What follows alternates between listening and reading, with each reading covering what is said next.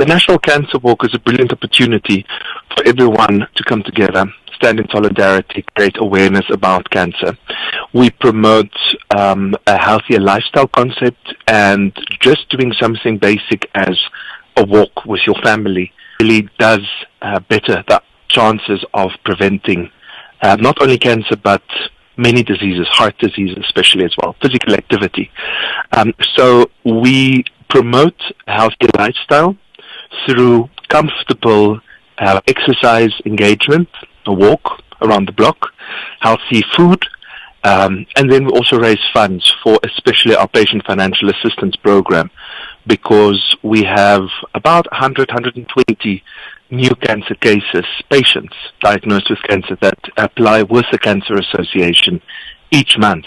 These are financially vulnerable Namibians who need money for transportation, or during the 3 months of treatment, the first 3 months especially, would need some money to buy food, to either buy medicine or co-payments of medicine or treatment, or like I said, sometimes they need to travel, so taxi money or bus fares to get to Windhoek for treatment. So, Rolf, this walk, of course, aims to raise not only awareness, but it's also then for support for the already affected by cancer, especially the patients, the survivors, as well as their families.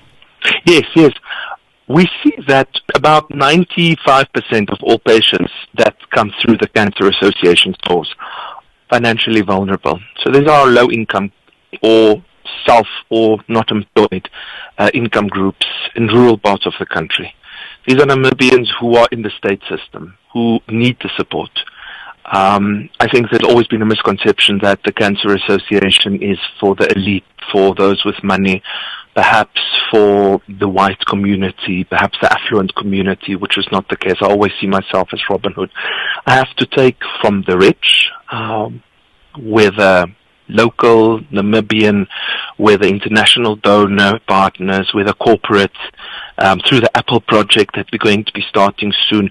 And I need to help those who are truly vulnerable, those people in the regions who have to travel from far, because all cancer services in state, especially now, remain at Windhoek Central Hospital, so it's centralized. So we really need to work together as a Namibian community to help those who are vulnerable, those who are, especially, single mothers. We have a lot of those that need to leave their children behind. And those mums need to know that their children will be fine. So this assistance program also allows them to help and buy food for their children while they come to Windhoek for treatment.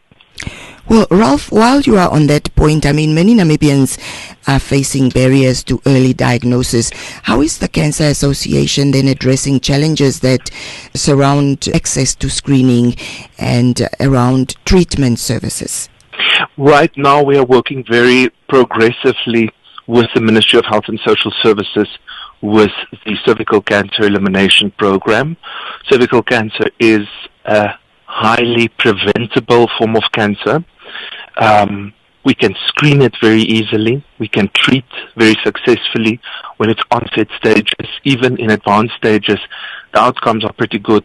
So right now, for instance, the HPV vaccination rollout is critically important, and getting the right facts and having the right conversations to get the correct facts and data out so people understand what we are trying to do to prevent. When it comes to breast cancer, we work very well with the Ministry of Health and Social Services as well. We have initiated the Namibia Breast Clinic program, where we work with corporate partners to buy biopsy needles for breast cancer, and we do screening throughout the country. So cervical and breast are the top two cancers facing Namibian women, and we invest heavily in screening and support services so that those patients can get to Windhoek as fast as possible. When it comes to men, we look at prostate cancer, which is the top cancer right now in Namibia, number one in men, and we have very successfully worked collaboratively with the Ministry of Health and Social Services so that PSA blood test for prostate cancer detection can be rolled out. So any man 40, 45 years and older should go for a PSA blood test once a year, and that can actually lead to an earlier prostate cancer detection. So there are numerous advances in technology, in diagnostics, screening mechanisms, as well as treatment options available, and we work very close with multiple stakeholders to see how we can make it accessible for the Namibian people out there, especially state patients, the public health system. This is where the biggest focus lies right now. So when you talk about support and stakeholders, I mean, walks like these often bring together different sectors, such as the public, the private and civil society. Are you able to speak to the level of collaboration that is involved in organizing such an event? I'm very excited that we have got Baskera's private pathology lab that is collaborating on this initiative. It's wonderful to see that we have activated in 6 towns for this walk. Later on in the year, we will have other towns as well. So in Windhoek, Rehoboth, Swakop, Walvis Bay, Otjiwarongo, and Tsumeb, we will be having the cancer walk this weekend. Later on in the year, there are other towns that will come on board as well. We space it out a little bit so that it is not too heavily a financial burden. But I'm also very excited when I look at, for instance, the National Institute of Pathology, NIP, the state pathology lab, how they come on board, for instance, with the National Cancer Registry. I look at the corporate community, how they join buying schools, private schools, buying tickets for their students to come and walk. We look at state schools and how we are saying that they are doing a coin laying where everyone just brings something to the table and they walk. The Lions, fellow civil society organization, the Lions Cubs, they join in and they help coordinate. They take hands with us as a fellow civil society organization, because at the end of the day, it's our collective goal, and it's a wonderful networking opportunity. We see that people from different LSM segments of the Namibian community, the full house is represented. We have got old, young, different cultures, everyone coming together for one common cause, and that is to support Namibians fighting cancer, facing a cancer diagnosis, because, cancer doesn't determine or distinguish whether you are white, black, pink, orange, old, young, rich, poor. When it knocks, because it's a disease of your body. It's not something that you get because you touch or hug or love someone. It's not something because you are white or you are black, you are mixed race, or that you are rich or that you are poor. It really is a disease of your body and your DNA. And sometimes the DNA just scrambles a bit and our immune systems aren't strong enough to fight it. And this might be hereditary, lifestyle related. But when you get it, you need all the support.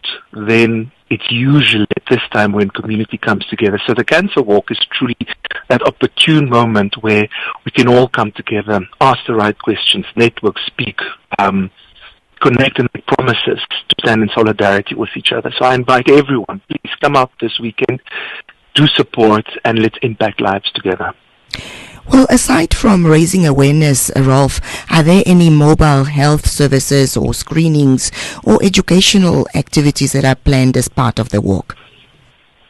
So for the Cancer Walk, no. Unfortunately, we're going to start walking at sometimes at 7 o'clock in the morning. I don't think anyone would want to do screening campaigns at 7 o'clock in the morning, but educational drives, definitely. We always talk about education. We have a stall with education and awareness components, and everyone who is there is welcome to ask the questions.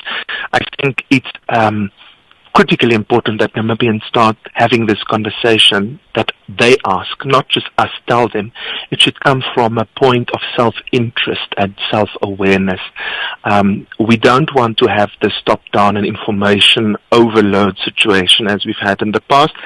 We would like to encourage proactive discussions. The National Cancer Outreach Program has started up again. I'm very thankful about that. Our volunteers and our nursing teams across the country, locums, and our own medical team is starting to roll out. So we'll be speaking more to that as the year progresses, as the season gets a bit warmer. We'll start having our national outreach program again, and the screening campaigns continue. But like I've said, if there are people listening and you need to do any of the tests, breast, cervical, or for the men, prostate, please visit your local Ministry of Health and Social Services clinic. These programs are running. We're doing it in collaboration with the Ministry of Health and Social Services.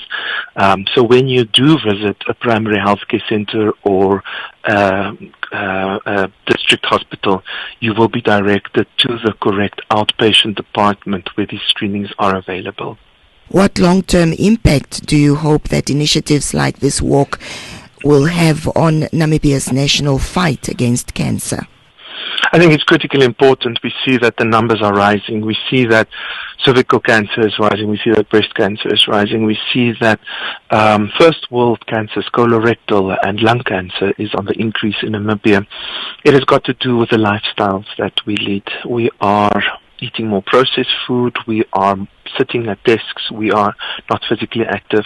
We are living a life that is so stressed, high-paced, that it triggers. And we hope that through programs such as the Cancer Walk, all our other fundraisers for that matter, that they will spark an interest by the community to just start talking proactively about how we can possibly fight this disease. Look, there's no single cause to cancer. They are all contributing factors that may influence the trajectory of a cancer diagnosis. But if we stand together, we can definitely promote better screening and earlier detection programs.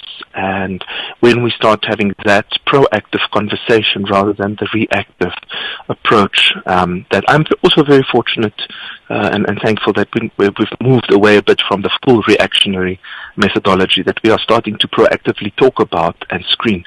When we get that model right, I think that Namibia has a very good opportunity to fight this disease and actually save lives and impact the trajectory of the disease prognosis, so that when someone is diagnosed with cancer, as with the first world nations, that we diagnose early enough so that the treatment is not so harsh and that there are actually possible outcomes.